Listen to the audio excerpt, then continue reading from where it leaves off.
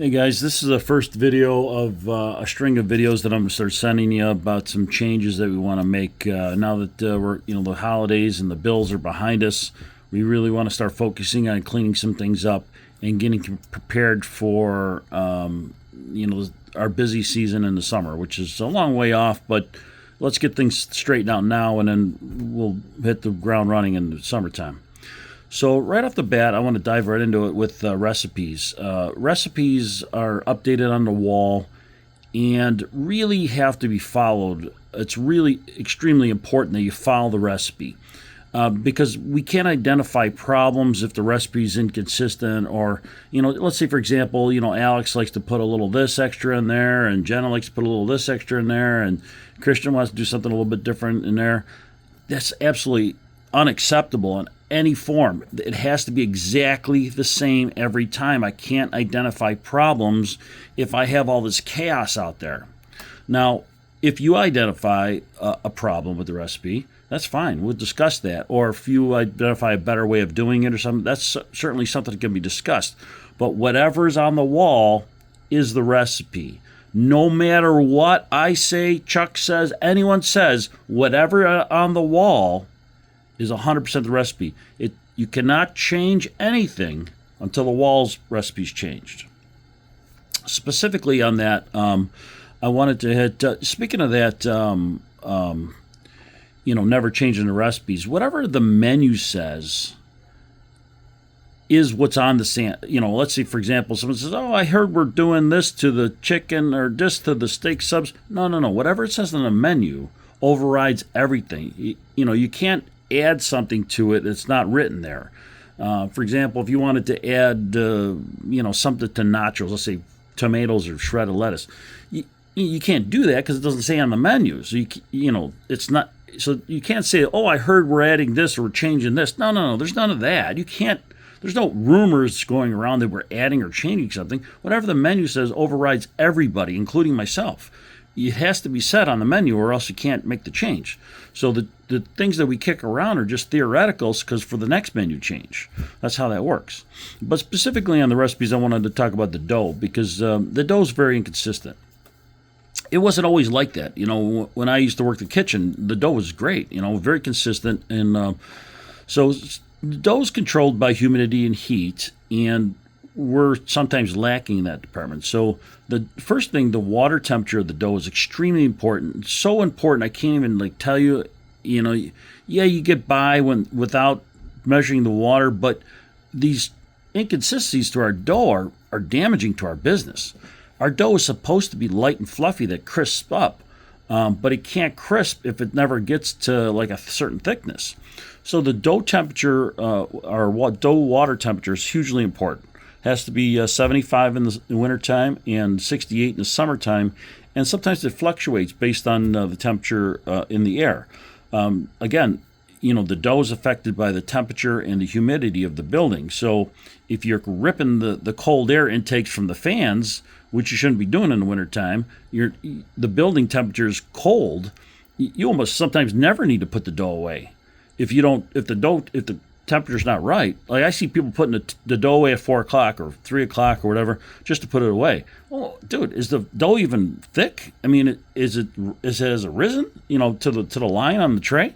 It has to rise, and you can't work out of the cooler. So once the dough does rise and we cool it down, right before our dinner hour, I would say about 4 o'clock, we have to bring out a couple stacks of each and work off the rack. We can't work out of the cooler. I see you guys working out of the cooler all the time, and that's really inappropriate.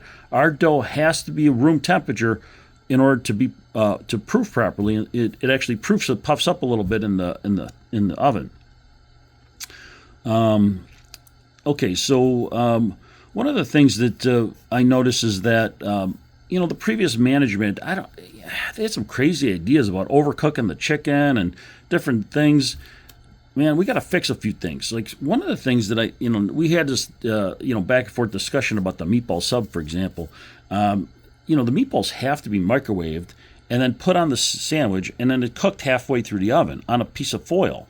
This is how you do it. So we're going to, in our continuing videos, we'll talk about the details a little bit more on that. But I mean, just think of this from a common sense standpoint. We had some arguments back and forth, like, oh, well, now the meatball subs go all the way through the oven. I mean, it takes you 10 minutes to get to the meatball sub ticket, all right? You're busy, things are going on there. And then it takes you 15 minutes to freaking make the sub, put it all the way through the oven. Now, that's a normal situation. So, it takes you 25, 30 minutes to make a meatball sub. I mean, heavens forbid it should be extremely busy in here, which it gets extremely busy. And in the summertime, it's going to get crazy busy. We wait 40 minutes for a meatball sub, 2 meatball subs? What the frig are we doing here, man? We have to use some common sense. Like, hey, wait a minute. Putting chicken wings that it took me a while to get to, 15 minutes to cook, and then all the way through the oven. What the fuck? We're not telling the customer on the phone 45 minutes pick up for your grilled chicken wings. We got to use some common sense. Like, wait a minute, man, these things. And then I'm waiting at the front counter for fucking grilled chicken wings.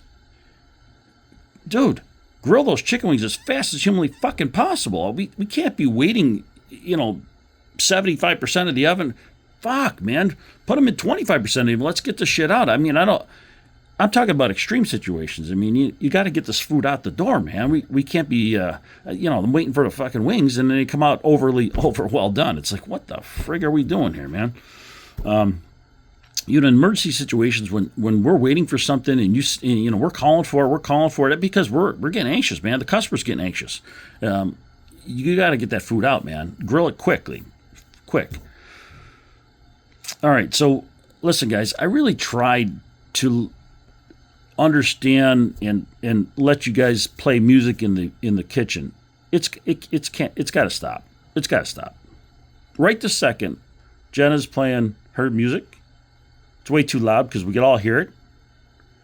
Christian's playing his music. They're fighting against each other about who's playing music. It's fucking chaos, man. It's like, are we coming to work here, or are we coming? You come to St. Cheese to get entertained? What the fuck? Listen, man, get serious about your job. Listen, if you're so bored that you need to play music, dude, you get paid to be here. How about you fucking clean, organize, do something extra? We don't need to be entertained when we're at work. We need to work. Parking in the parking lot. You can't park in a parking lot. Ever. You can park in the community center across the street. You can park on the street. That's it. There's no one else can park in the parking lot. I don't want anybody parking in the alleyway either. That's spots for me. That's for me for moving. I get coming in and out of this place all the time. I am an exception to that rule. If there's a driver that is actively driving, of course he could be in the parking lot. That makes sense. But everybody else cannot be in a parking lot. It's that's valuable real estate for our customers. When it's busy, you're driving. Let's say you did this with your family at home. You go out to eat. Hey, let's go to St. Cheese. Holy cow, it's just busy. It must be crazy in there, man. There's no parking spots, nothing. Let's forget that place. Let's go to John's Pizza down the road, or let's go to, Village Inn.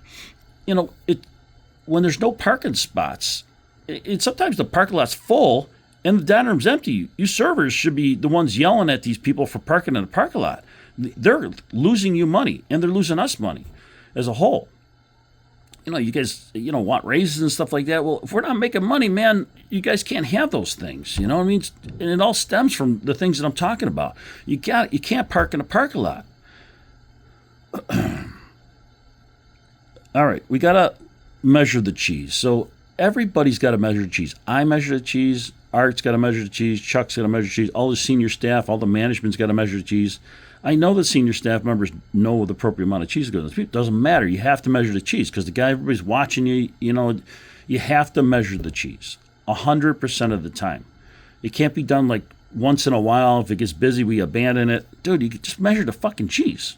I watch you guys all the fucking time. I'm here to tell you, measuring the cheese is actually faster than putting a little bit. You guys go back to the cheese bin like 10 times. Where you just fill it to the level and just throw it on, and boom, it's done. Another thing, real quick, about the cheese. Well, we'll talk about this in another segment, but you really can't dump the cheese on a big pile and then just spread it around with your hand. That's not really how you're supposed to do it. Because that cheese is getting mixed in with the sauce and stuff like that, and it's dissipating. So you end up putting a little bit more on because it doesn't cover the pie. But we'll talk about that in another segment. Smoking pot. You can't smoke a pot. It's legal to smoke pot in New York State, but it's not legal to smoke pot in a fucking business that you work. You fucking drive. I mean, the liability's fucking through the roof. If we could lose our liquor license. Fucking people smoking pot, vaping on your pen. If you vape on your pen in the restaurant, we could lose our liquor license. I mean, that's fucking stupid, man. And who cares if it's 1 in 1,000 chance that that's going to happen? Why the fuck would you even do that? It's crazy to me that you guys think it's acceptable to do these things, man. But fucking A, man, we're shutting this stuff down, man. There's no fucking way. I'm telling you right now. I mean, if you smoke pot and you park in the parking lot, it shows me that you really don't care about this business. I mean that sincerely. I mean that, as most clearly and honestly as I can say that.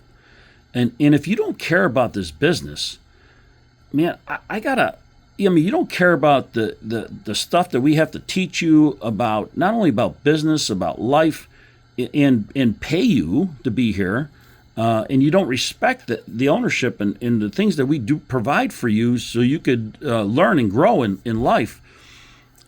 If you don't respect us back by doing these things that we need you to do, then this back and forth relationship, it's got to end, man. I have to move on. I mean, I'm literally going to have to fire people if this doesn't happen.